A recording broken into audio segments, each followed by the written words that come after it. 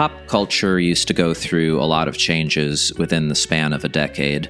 We talk about pop culture in terms of decades, the 50s, the 60s, the 70s, the 80s, but these decades weren't all just one thing. The early years of a decade could be extremely different from the end of one. And when it came to the 90s, even as a kid, I could see different mutations happening every few years. My favorite little epoch was at the beginning, the turning of the 80s into the 90s. I think at the start of every new decade, there's a sense of adventurousness in the culture, of wanting to make bold new statements. This didn't happen in the early years of the 2020s, for obvious reasons, but in the late 1980s especially, with the Cold War ending and the new millennium approaching, it was an exciting and uncertain time in America, and the pop culture reflected the sense that now anything could be possible. I think for young people who were coming of age at that time and trying to differentiate themselves from what had come before, they basically looked back on the 1980s as a culturally conservative time, and they wanted to move beyond that. They wanted to push the culture in weirder directions, and for a short time, it actually manifested itself in the mainstream. Batman was redefined for a generation by a goth art student. Silence of the Lambs won the Oscar for Best Picture. David Lynch brought his surrealism into America's living rooms with Twin Peaks. Mainstream pop music was opening up to the likes of Nine Inch Nails, R.E.M., and The Cure. I find this period of pop culture fascinating because it was really the beginning of Gen X culture, but early Gen X culture was actually free of self-awareness because Generation X didn't have a name yet. That term was popularized by Douglas Copeland's novel Generation X, which was published in March of 1991, but even then it's not like everyone in America started using that term overnight. Once a cultural movement or moment in time has a label, it loses a lot of its vitality because self-awareness makes artistic experimentation harder. People begin to make more self-consciously calculated choices around other people's expectations. And especially on the corporate mass marketing level, when there's real money to be made, by that time it really gets homogenized and diluted into a parody of itself. This is all to say that I think the late 1980s and early 90s were Gen X's most creatively fertile period, before every little subculture within it was being prepackaged at the mall, from grunge to goth to rave to cyberpunk. And much like their baby boomer parents, Gen Xers had the ideas of rebelliousness and nonconformity sold back to them pretty quickly as fashion statements. The 90s was the decade eventually when terms like alternative music or independent film became consumer buzzwords. Another problem that happens when a cultural moment becomes defined on a mass scale is it tends to start taking itself too seriously. Generation X was hit particularly hard by this because what were the defining characteristics of that cultural epoch before it was self-aware and before it was commercialized? Well, from the beginning, Generation X was characterized by cynicism, but it was also defined by a sense of alienation, and those feelings did inspire some really compelling art. Generation X placed a lot of importance on emotional authenticity, in deliberate contrast to the polish and artifice of 80s pop culture. A few years later, this obsession with emotional authenticity would degenerate into a contrived kind of reflexive negativity, a self-serious pseudo-nihilism, which seems especially indulgent in hindsight, considering the relative peacefulness and prosperity of the 90s. But what I appreciate most about Gen X culture, and particularly early Gen X culture before the media gassed them up into obnoxious levels of self-awareness, was that unlike the kind of snarky and sarcastic humor we associate with the 90s overall, early Gen X humor was actually pretty silly. Before the national spotlight was on Generation X as a generation, I think their lack of self-awareness allowed them to embrace the absurd and to be a bit absurd themselves. They weren't taking themselves too seriously yet. I would describe early Gen X humor as irreverent humor as opposed to ironic humor. Ironic humor has the pretense of being detached from everything and being too cool for the room, but absurdity doesn't have an ego. And in the case of both old Gen Xers and old millennials, that striving for absurdity unfortunately devolved into try-hard edginess later on, which is a big reason why so many of them have trolls remorse now, and why they're going to spend the rest of their lives being sanctimonious about offensive humor. Because it's not that they've had an actual change of heart, it's just that shocking humor isn't hip anymore. And don't get me wrong, as a precocious millennial, my sense of humor was mostly defined by edgy Gen X humor, but the best of it just didn't take itself too seriously, and that sort of made it more edgy, and that was a lot easier at the beginning of the era.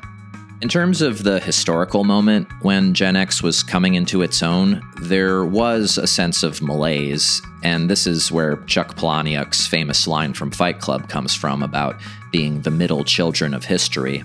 But before Gen Xers got bogged down with unwarranted self-pity and a sense of ennui, because that was how the mainstream media told them they should feel about themselves, there was optimism about the future. Some optimism about the future anyway, at the turning of the decade. People were no longer scared of nuclear war with Russia, and that was no small thing. That alone changed everything. On the other hand, in early 1991, America also had its first totally postmodern war, the Gulf War. This was a foreign military conflict which Americans basically experienced as a TV miniseries and on 24-hour cable news networks for the first time. And that same year, there was also an unsettling new reality to the fact that this new 24-hour media cycle could make a celebrity out of a serial killer, as it did for Jeffrey Dahmer.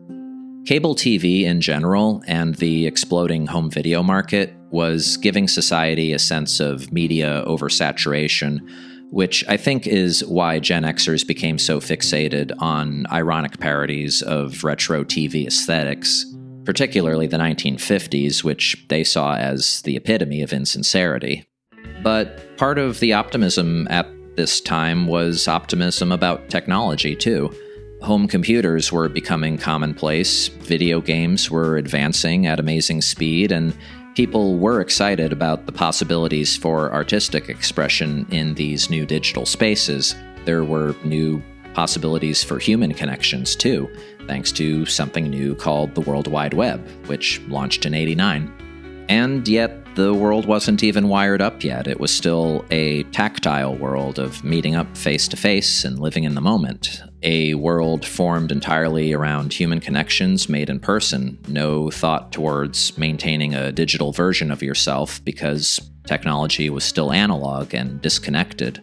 Time moved slower, and in this idleness there was freedom. There was room for discovery, for hanging out and letting things happen spontaneously, or just being able to disappear for a while.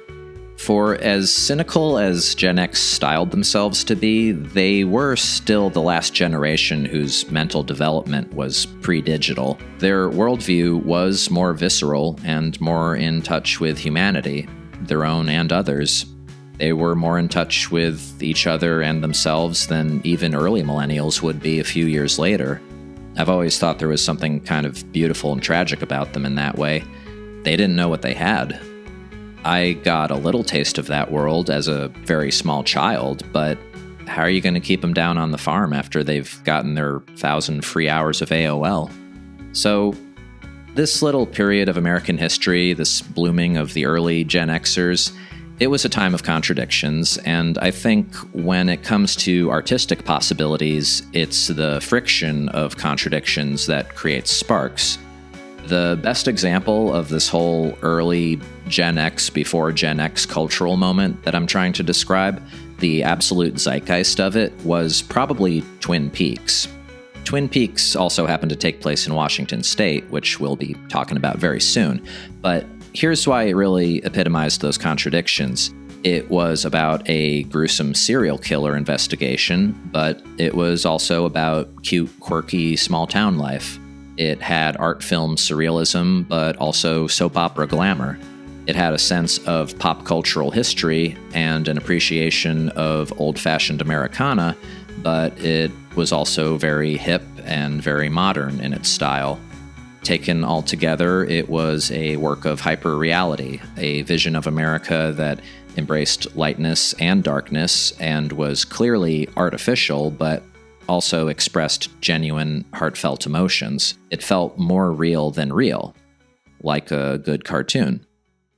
So what about the cartoon side of things? Well, first of all, I think the late 80s and early 90s might have been the most transformational time in all of American animation history, but that's too big a topic to get into right now. You can probably say the same for what was happening in American comics, and that is what we're going to get into a little.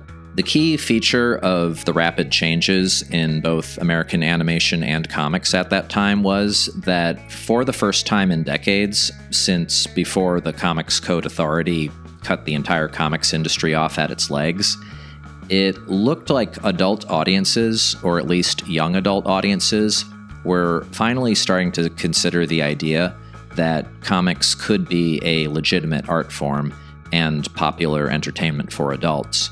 At the vanguard of this sentiment were Gen Xers, who had made a success of the revisionist superhero comics, The Dark Knight Returns, and Watchmen a few years earlier. In response to this success, Marvel and especially DC Comics made moves towards allowing more sophisticated comics, which they hoped would appeal to teens and young adults instead of just their reliable audience of children and adolescents. And critically, this wasn't just superhero stuff either. The next big success DC had in this endeavor was hiring a young Neil Gaiman to create his own original series, Sandman, in 1989. Sandman became so popular it was the flagship title of DC's adults-only imprint label, Vertigo Comics, which launched a few years later in '93. Also, in 1989, like I mentioned, you had the phenomenal success of Tim Burton's Batman, which, and I know this is hard to imagine today in our post-superhero movie present, but Batman '89 did get more people interested in reading comics because Warner Brothers' publicity department made sure to emphasize how this movie was inspired by the more sophisticated Batman comics which had been coming out, like Dark Knight Returns. Now, on the alternative side of comics, or underground, or indie, or whatever you want to call anything that wasn't Marvel and DC, the big two, this was also an exciting and transformational period. The 1980s had seen the rise of comic book stores where, thanks to a new distribution model called direct market publishing, you could actually find smaller press comics because it's not like you were going to find the latest from Robert Crumb on the magazine rack at your local 7-Eleven right next to Spider-Man and Archie. So smaller press comics, and specifically comics for young adults that weren't just superhero stuff, those were starting to find their audience. And one of the key small press publishers of that decade was Fantagraphics.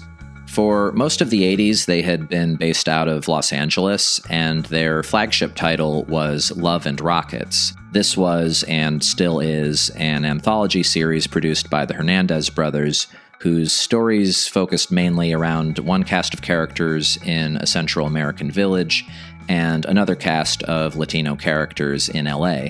These stories from Love and Rockets started being published as trade paperbacks, or graphic novels, if you will, as early as 1985, right around the time that DC was collecting and republishing Dark Knight Returns and Watchmen as graphic novels.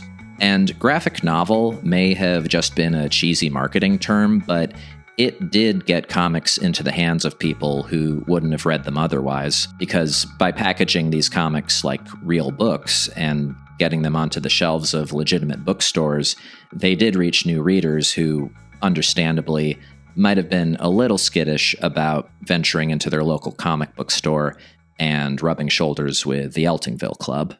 So in 1989, Fantagraphics relocated their company up the coast to a city that wasn't too crowded, where the rents were cheaper than LA, and where there was still an amenable youth culture.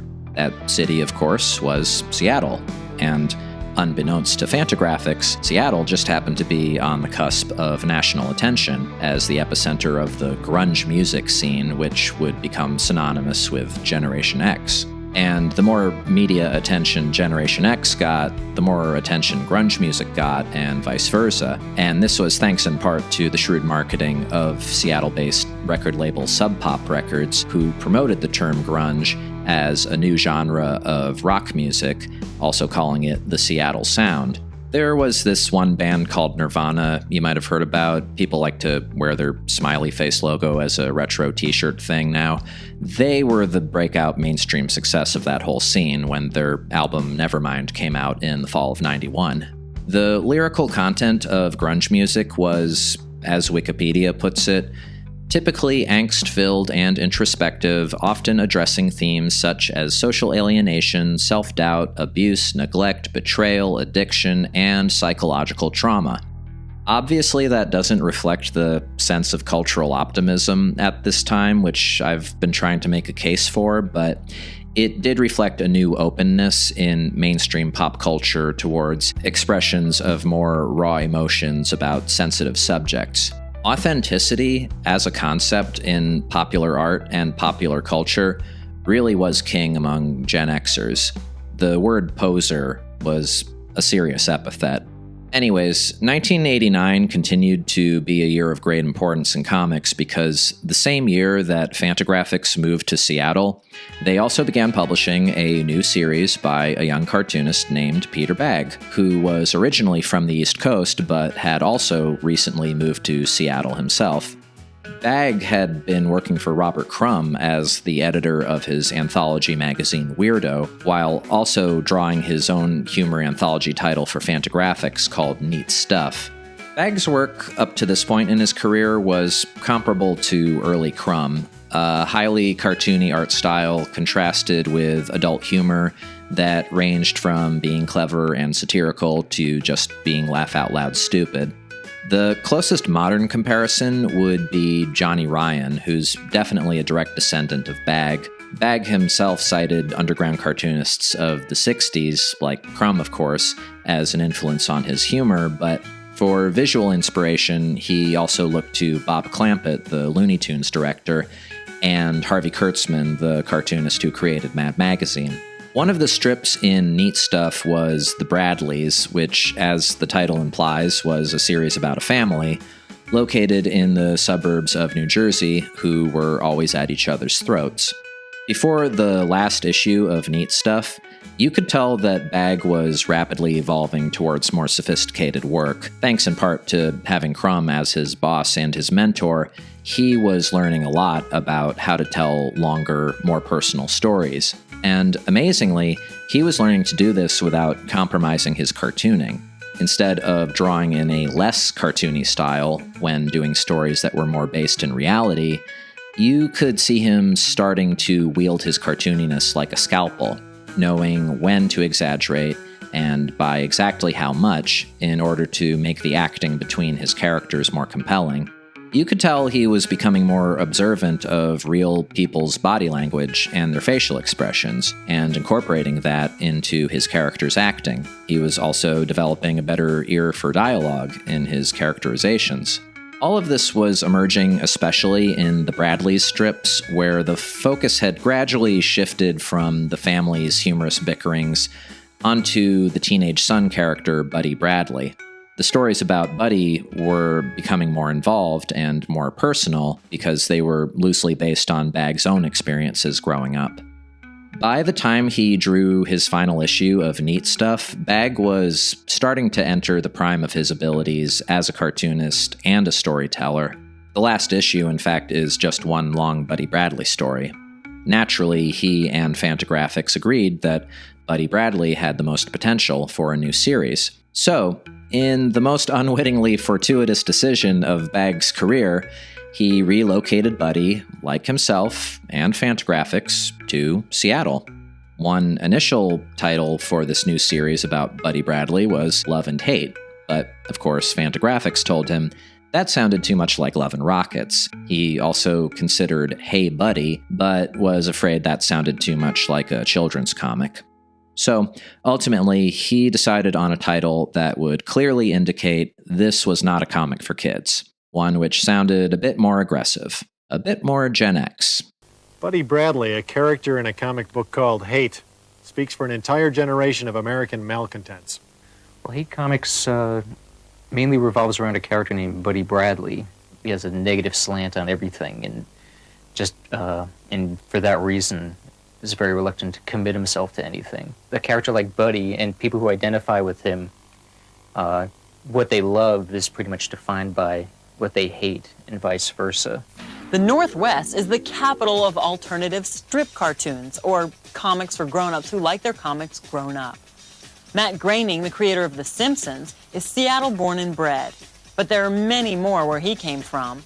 Bill Judkins went to Fantagraphics looking for the new Bart. Not long after Bagge began Hate, drawing young Buddy Bradley's adventures in Seattle, the Seattle music scene and the media label of Gen X and the notion of youth culture based around grunge music from Seattle, this all blew up to national attention. And Bagge had planned none of that, it was all just serendipity. As he would put it years later in interviews, when the first issue of Hate came out, there was no such thing as the phrase slacker, Generation X, grunge music. Those words didn't exist, and then, a year later, everyone was talking about it in the mainstream media. I set Hate in Seattle because that's where I lived, and I wanted to give it a sense of place. But to me, Seattle was just another city. Buddy could have moved anywhere, and it just happened to be Seattle. But then, all of a sudden, Seattle became Seattle, partially because of the grunge business. And then my comics became very, very linked with that. People naturally assumed, if they weren't already familiar with the comic, that I was jumping on this bandwagon and exploiting it, which I wasn't. It was always very much a double-edged sword. I was able to exploit it to some degree, but also it was embarrassing to some degree. Hate was more like nostalgia for me by the time I started it, since that type of life was largely behind me. I even considered having it take place in 1980 rather than 1990, but that would have been too complicated to pull off. Hate wasn't really about grunge at all. It was a factor in one storyline, and that was it.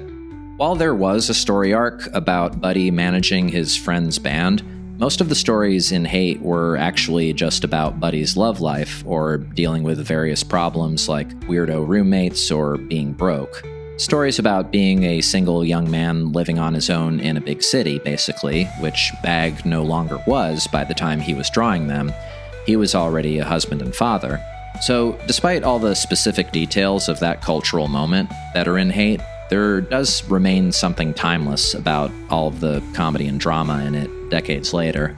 Even the personality of the cast of characters, they're so archetypal I can easily imagine their modern equivalents. Besides Buddy, the perennial crank and cynic, you have his friend Stinky, the obnoxious schemer who somehow has a way with women, Buddy's neurotic girlfriend Lisa, the good-hearted but self-destructive misfit, Buddy's other girlfriend, Valerie, who's much hipper and more status-conscious, and finally George, Buddy's other roommate, who's basically a perfect snapshot of what nerdy shut-ins were like before the internet. There's also Buddy's younger brother Butch, introduced as a kid back in the Bradleys' days and now grown up into an angry, barely functioning alcoholic. He becomes much more of a major character later on. When I first read Hate as a teenager, I didn't yet know people like each of these characters exactly, but eventually I would. There are tons of memorable incidental characters too, all the different types of people who were living in Seattle at that time who made up the background to Buddy's misadventures. And Bagge really captured that moment in time perfectly with his observational powers and satirical skills as a cartoonist. Bagge was an elder Gen Xer and absolutely possessed that special irreverent humor of early Gen Xers. And here he was in what was considered ground zero of the hippest place on Earth, but he had kind of an older outsider's perspective on the whole scene, and zero sentimentality about it, which only made his depictions of that moment in cultural history truer and funnier. It was densely written, too, which you might not expect from the expressive art style, but it never feels slow because of Bagge's ear for dialogue. As the recently departed Ed Piskor of Cartoonist Kayfabe put it, I don't think I've read dialogue as natural and flowy as Peter Bagge dialogue in all of comics. And this is in addition to his ability to pace a comic story so that it never drags, even when it's just characters talking, which, as with real life, is what people do most of the time before anything actually happens. Bagge was the right cartoonist in the right place at the right time. For the sake of that all-important Gen X value, authenticity, he wove in the fashions, the personalities, and the geography of Seattle itself into his comics, but it was always in service of the stories he wanted to tell about Buddy and his friends. And those stories are just fantastic.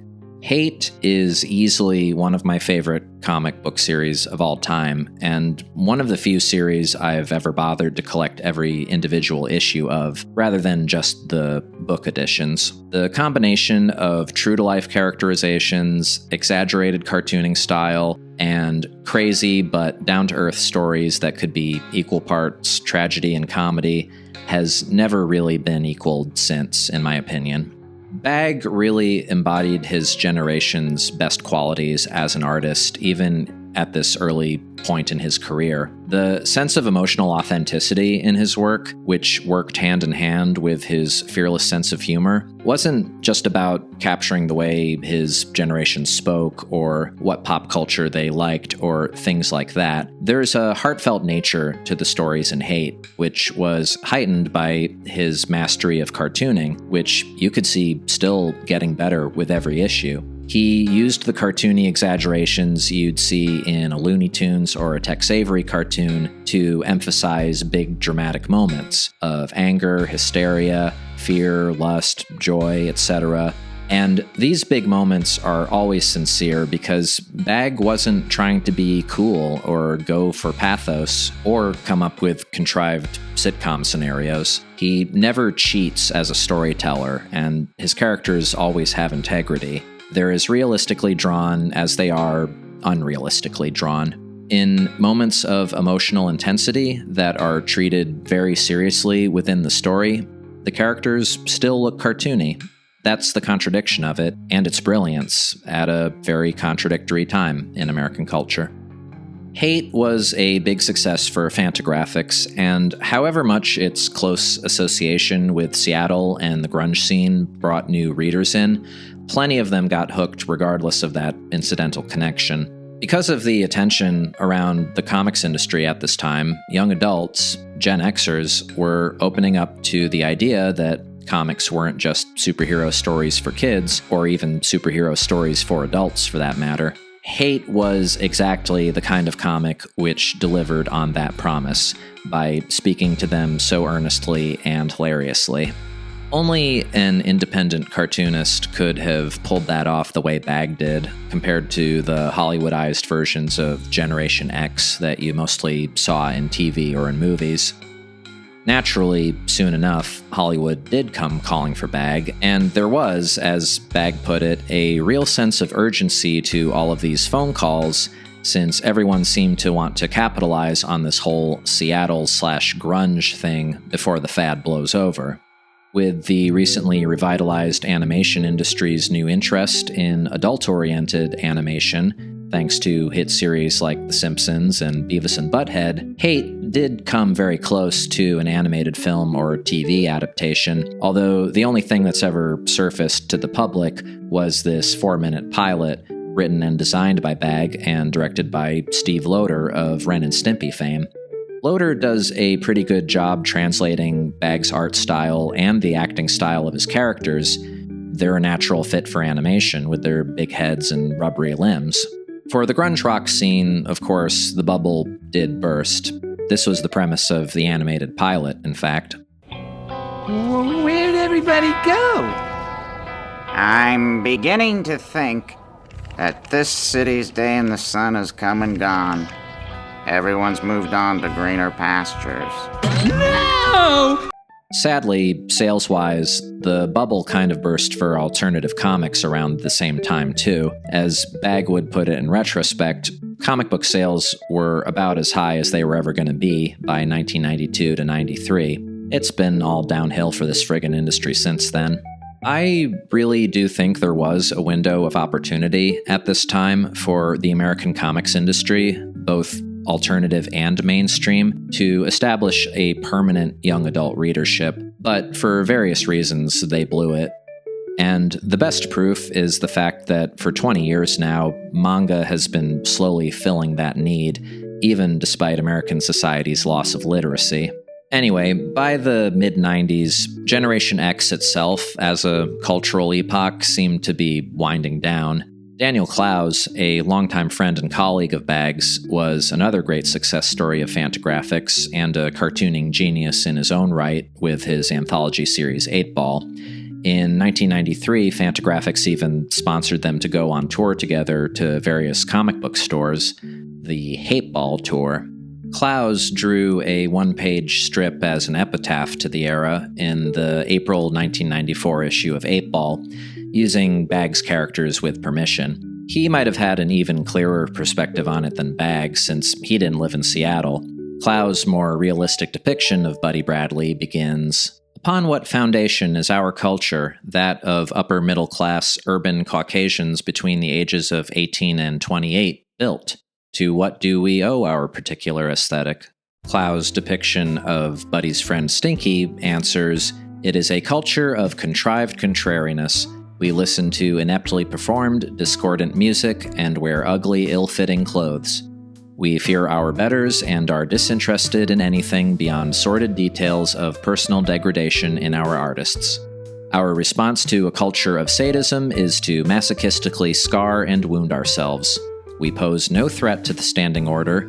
We have directed our rebellion inward, seeking to provoke pity, disgust, and regret in our parents, rather than the fear of patriarchal upheaval sought by previous countercultures." Buddy continues, "Unlike those previous countercultures, we are not a rejection of what came before, but a toothless hybrid, removing the basically serious intent from the movements of the late 60s and late 70s, and emerging with what amounts to little more than a fashion trend. We have extracted various aspects from those two cultures, alternative media, and self-conscious sloppiness from the former, and guiltless worship of junk from the latter, and formed an aggregate that is meaningful only in that it indicates clearly that ours is an empire in sharp decline." Clowes' depiction of Lisa concludes, "Previous youth movements look to revolutionary truth seekers for leadership.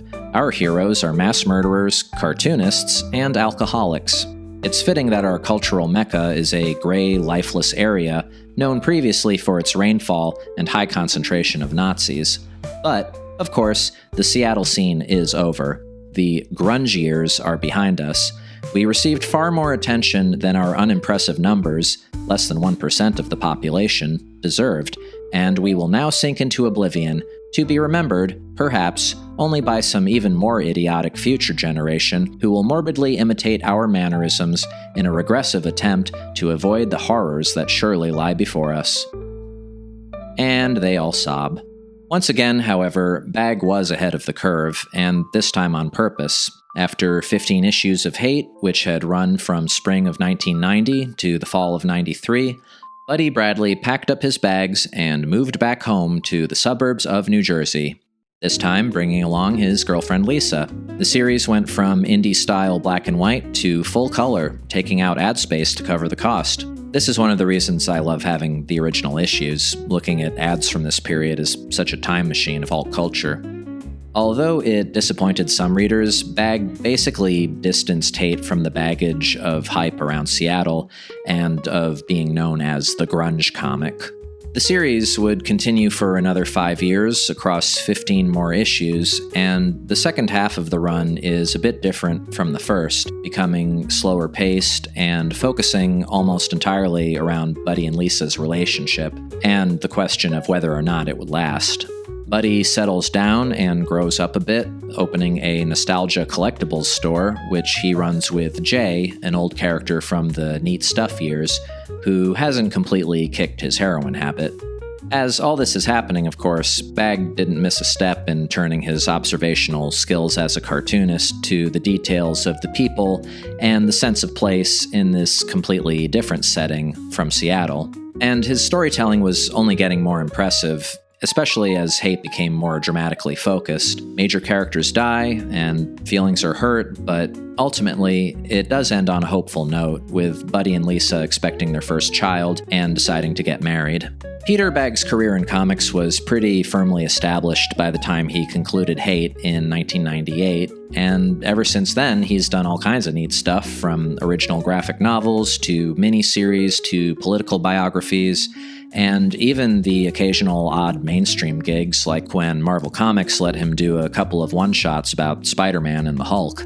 He wasn't completely done with Hate yet, though. Starting in 2001, a series of Hate annuals began, checking in on the domestic life of Buddy, Lisa, and now their son, Harold. Unfortunately, Bagge felt the readership just wasn't there anymore, saying that each annual sold worse than the last. In 2011, he put out the last Hate annual, in which Buddy and his family fly back to Washington State, and he meets Lisa's crazy family for the first time. Lisa's mother has cancer, and she decides to stay behind for a while, leaving Buddy and Harold to go back to Jersey on their own. And that was it. In 2020, Fantagraphics published a big hardcover collection of the complete Hate, and it looked like Buddy's story would remain indefinitely incomplete. Then, in February of 2024, Fantagraphics announced the return of Buddy Bradley with Hate Revisited, a 4-issue miniseries debuting later in the year. I was beside myself with excitement, but not alone, because I was able to share this news with one of my online friends who was also a big fan, and crazily enough, we'd recently been having a lot of chats about what Hate would look like now, what Buddy and his friends would think of modern-day Seattle, not to mention the rest of the modern world. A lot had changed since 2011. Specifically, we figured that if Buddy and Lisa were ever to visit their old friends in the city, they'd find that Buddy's ex-girlfriend Val had become more uptight and ultra-progressive as she'd gotten older, like so many Gen Xers. We figured that Buddy might be a Trump guy, if only out of sheer contrariness. He might love that Trump pissed people off, just as Buddy was always pissing people off in the early days of Seattle's political correctness. And from the cover illustration alone of Hate Revisited, number 1, it looked like maybe Peter Bagge had some similar ideas. While I was doing research for this video, I happened upon one of the worst articles I've ever read, which just happened to be published at the Seattle Weekly. It was ostensibly a review of the big box set re-release of Neat Stuff, but the headline was, Pete Bagge speaks to the racial and sexist tension undergirding his early comic series Neat Stuff. Author Kelton Sears begins, Pete Bagge's most celebrated comics have always made me cringe.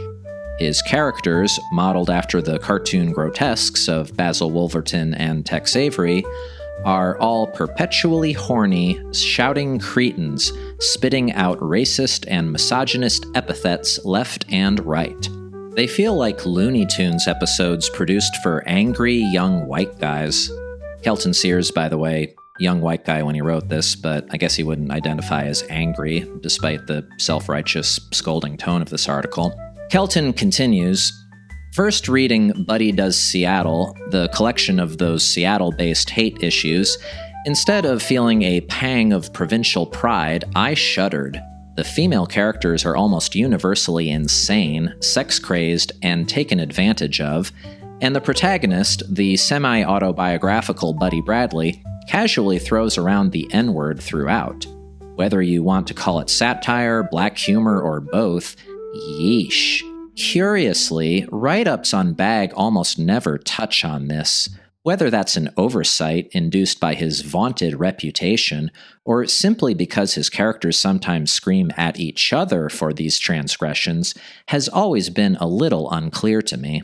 The punchline to all this, by the way, is that Kelton was the editor of the Culture and Comics section of the Seattle Weekly when he wrote that. And his main takeaway about the most famous comic book series to ever come out of Seattle, one which helped establish Fantagraphics as a respected Seattle-based comics publisher, all that mattered to him about Peter Bagge's legacy and body of work was that he deserved to be reprimanded for offending him. And his only appraisal of Bagge's comics as comics was to say that he just thought they looked like wacky old cartoons. He actually had the nerve to reach out to Bagge for some quotes for this hatchet job, although I can't imagine he was as snide to him over the phone as he was here in print. But Bagge gave him a relevant quote, which was, "When I moved here, it was very left-wing and progressive in a way where if you did or said anything and didn't check all the right boxes, they'd immediately write you off." I don't even know why Kelton included this statement, because who knows what it meant to him. Who knows if he was aware that he too was reducing Bagge's work to a checklist of social violations that he was smugly ticking the boxes off. I think he was too busy sneering at it for being the product of another time and refusing to relate to the humanity of any of it. I mean, one wonders what Kelton would have had to say if he were reviewing something by Johnny Ryan, who is still published by Fantagraphics. But I think Johnny's only been grandfathered in because he's built up a fan base over 20 years who they can count on to buy his books. I don't know if Fantagraphics would publish Angry Youth comics today when people like Kelton are setting the tone and seem so resentful that guys like Johnny Ryan or even Peter Bagge are still given any respect. I wish I could say it's just a generation gap between Gen Xers and millennials, but like I said before, a lot of Gen Xers are like this now too. The modern alternative comics scene is a pretty far cry from the edgy, irreverent 90s or even the 2000s. That's all part of the Seattle that Bagge was leaving behind when he moved upstate to Tacoma a few years ago. Anyways, I knew Buddy's return to Seattle was going to be perfect. The next few months passed by very slowly, and then, as I expected, the Fantagraphics store in Seattle announced that Peter Bagge would be coming down for a release day signing. The Fantagraphics store in Seattle isn't actually the Fantagraphics corporate headquarters or anything like that. It's located in Georgetown on the outskirts of Seattle, which is an area full of rail yards and old brick buildings that were once breweries. When Seattle blew up in the 90s, a lot of these places were converted into trendier businesses like coffee shops and art galleries and the like. The store actually shares half its space with a record shop. When you walk in, the records are to the left and the comics are to the right. That's Daniel Clow's art on the window, by the way, his sardonic depiction of a typical Fantagraphics fan, or at least a typical comic book reader. I arrived right when it started and was afraid I might be missing the first minute of a Q&A, but I was being presumptive. It was just a signing session, and actually Bagge was sharing the event with two other cartoonists, Robert Mailer Anderson and John Sack. They were promoting their comic, My Fairy Godfather, and were seated opposite from him. Since I wasn't in a hurry, I looked around the store for a bit before walking over to say hello. I probably visited the Fantagraphics store for the first time over a decade ago, and the layout has never really changed. There's shelves of new releases from the new cartoonists they've discovered, shelves dedicated to their all-stars like Dan Clowes, Jaime Hernandez, and of course Peter Bagge, and also shelves of classic comics reprints that the company has done over the years, from Tales from the Crypt to The Complete Peanuts. The only thing that's really changed over the years is their back room of half-price comics and their shameful erotic comics section, because both of these rooms are a lot emptier than they used to be. All of the old stuff has been picked through over the years, and they ain't making it anymore. But there used to be plenty of buried treasures. The crowd there was pretty decent. There was a steady flow of people coming in and out, but it wasn't mobbed, and I wasn't going to have to wait behind more than a couple of people at any given time to go up to Peter Bagge. Honestly, to my surprise, I did have to work myself up to it. It's not that I haven't met cartoonists in person before whom I really admire, but I'd never before been in the same room as Bagge, and I just found myself feeling nervous. Keep in mind, I started writing the script for this video before going to see him, so I probably would have been feeling a lot more casual if not for the fact that I'd been spending a couple of days prior writing about how great this guy is. I probably should have rehearsed what I wanted to say to him, because as soon as I stepped up with my copy of Hate Revisited #1, I just found myself dumbly handing it over to him and unable to even say anything. And then when I realized I had gone mute, I just let everything I wanted to say come tumbling all out at once like a mouthful of marbles. Oh, it's so great you're here. I'm so happy you're doing this. I thought for sure that when the Complete Hate came out that would be the end of it. He just kind of smiled and said, yeah, me too. It was all very fanboyish, and, it's probably embarrassing to see someone my age going into that mode, but he just kind of politely smiled and nodded. When he was done signing the comic, I was at least lucid enough to express to him my thanks for bringing back the series one more time, and I told him I couldn't wait to read it, which is all I really wanted to say anyway. So I went to the hipster cafe next door, got some genuine local Seattle coffee, a comfy seat by the window, and I sat down to read my comic. Hate Revisited #1 puts the series off to a great start. The first big surprise comes from the inside cover, where we find the return of Stretch Pants, of all characters, a lovably obnoxious, flamboyantly gay fat guy who Bagge co-created with Dave Carino as a strip for Weirdo magazine back in the day. It occurred to me later that we might see the return of other obscure Bagge characters as side features in this series, because, hey, if he's bringing back Buddy Bradley for one last hurrah, then why not have the backups be other characters who've been languishing in the back of his head? Who else will make an appearance in the next 3 issues of Hate Revisited? Studs Kirby? Martini Baton Jr.? I guess we'll find out. We then jump right into the vintage grunge action via flashback, with Bagge taking us back to Seattle circa 1990 for the story of how Buddy met Lisa. Fittingly, the first lines of dialogue are a couple of natives accusing Buddy and Stinky of only moving to Seattle to exploit their scene. Buddy kids them about that, but Stinky is genuinely shocked, note the sincerity exclamation lines, because, like Bagge, he just happened to be in the right place at the right time. My favorite moment in this little vignette is Bagge's depiction of an earnest performance artist whom Buddy declares to be an obvious daddy's girl. Note the sincerity exclamation lines on her, too. The interesting thing about this opening is that Bagge is pretty successful here at recreating his old black and white cross-hatching technique. However, and I mean this with the utmost respect, it's also a bit like reading Peanuts in the later years of Charles Schultz's career. The form is impeccable, but these just aren't the lines of a young man anymore. And I wouldn't even point this out because they're still great drawings, and most of the panels in these flashback scenes throughout the issue do look like they could have come right out of the original series. But when someone goes back to recreate the work of their youth, you can't help making direct comparisons. When the action jumps forward to present-day Buddy and Lisa, we are back in somewhat more familiar territory, since Bagge's been working in color basically ever since Hate switched to color. However, again, it pains me to say, but it has been 13 years since the last annual, and I think you can see the difference here, too.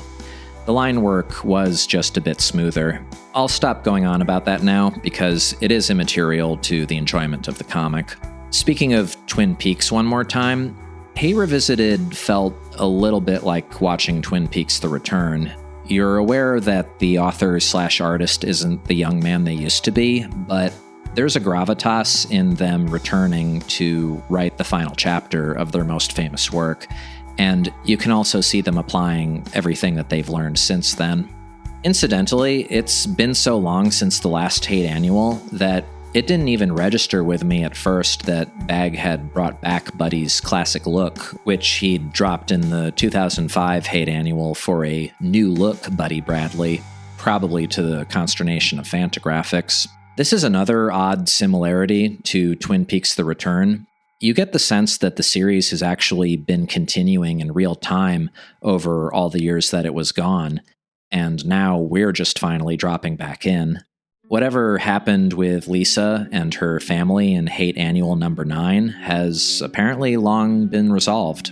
And somehow, whether or not that had anything to do with it, Buddy and his family are no longer in Jersey, but, yep, you guessed it, Tacoma, Washington. Now, I think Bagge knows that Hate Revisited has to mean Buddy and Lisa revisiting Seattle, and obviously this makes the story a bit more convenient, but I don't doubt he has it worked out in his mind about how we got from the end of Hate Annual number 9 to here.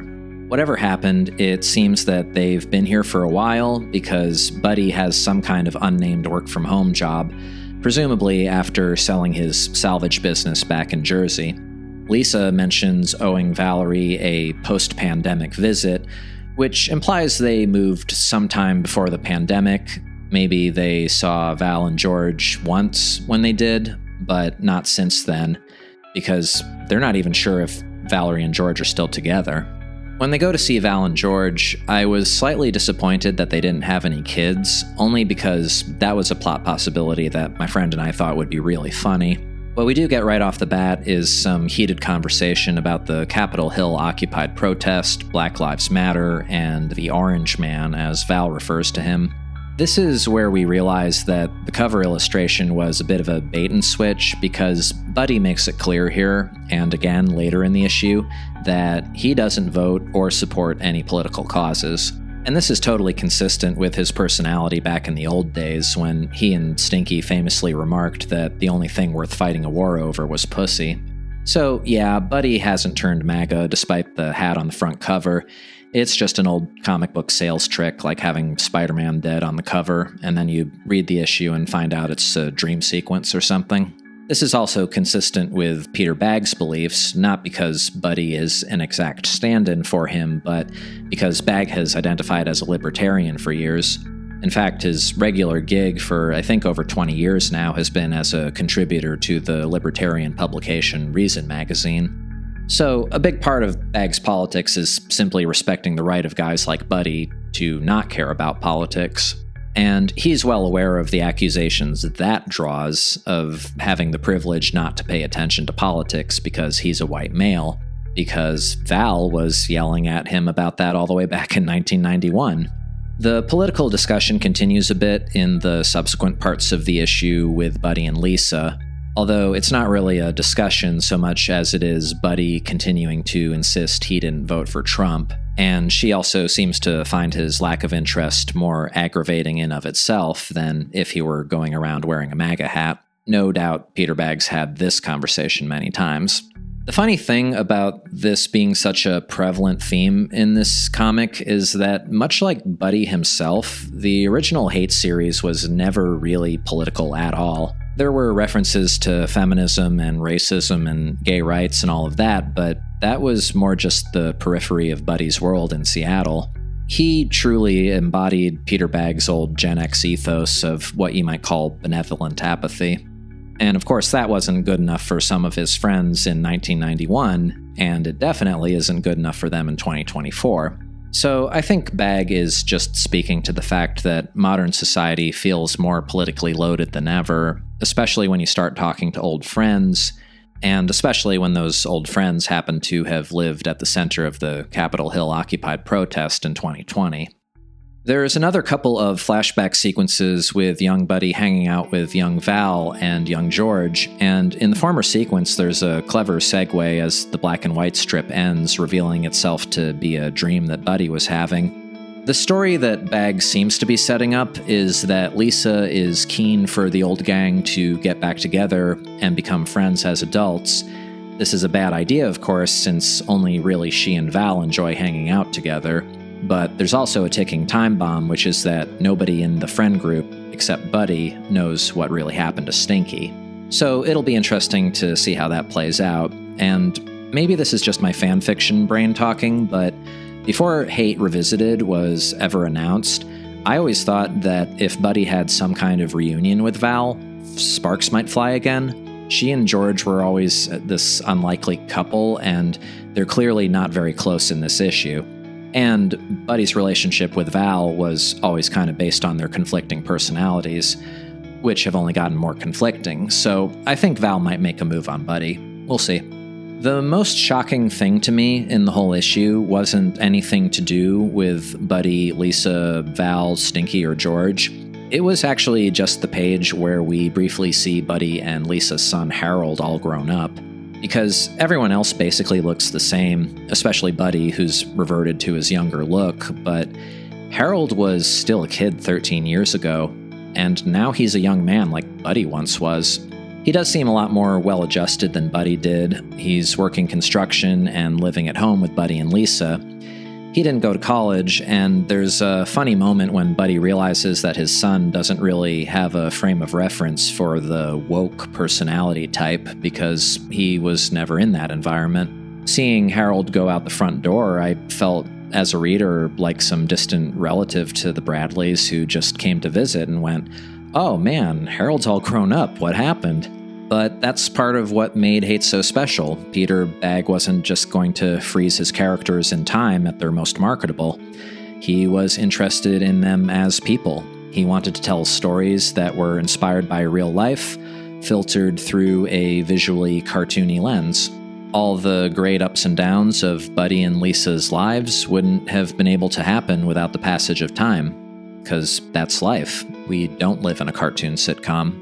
There's maybe a few years in your teens and 20s when it seems that way because your home life or the early days of living away from home have some consistency to them. But then friends come and go, families change, and you hopefully meet the right person to start a family with yourself. Bagge has said in more than one interview that he's always written Buddy to be about 10 years behind wherever he is in life.